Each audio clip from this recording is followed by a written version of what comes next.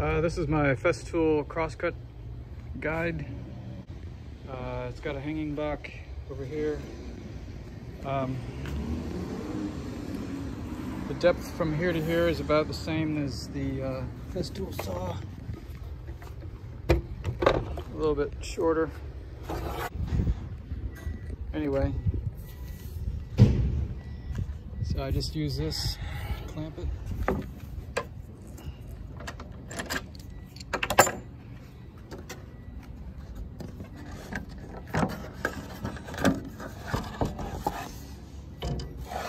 That's what it looks like.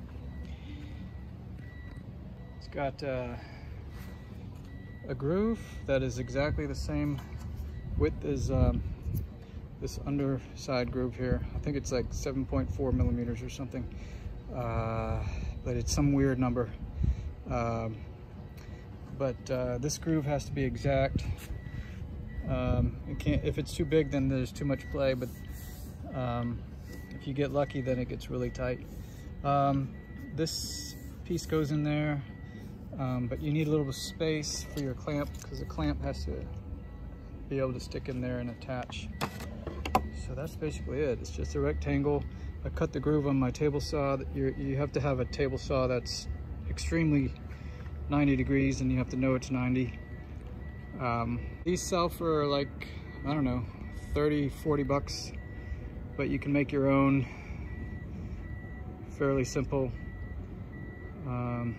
If you like this, I might even sell the plans. Let me know in the comments, and hit subscribe. Thanks. Also, this is a mobile cart for cross-cutting. It's real simple. It's just a cart. It's got wheels. Those are 2-inch casters, but I recommend 3-inch. But they're swivel and they lock in both directions. It's just basically a rolling cart with rails, and I just screw them on, and you just set the depth of the blade about 10 millimeters deeper than the material that you're cutting, and that usually works. What that does is it cuts about that deep into the material, about 4 or 5 millimeters.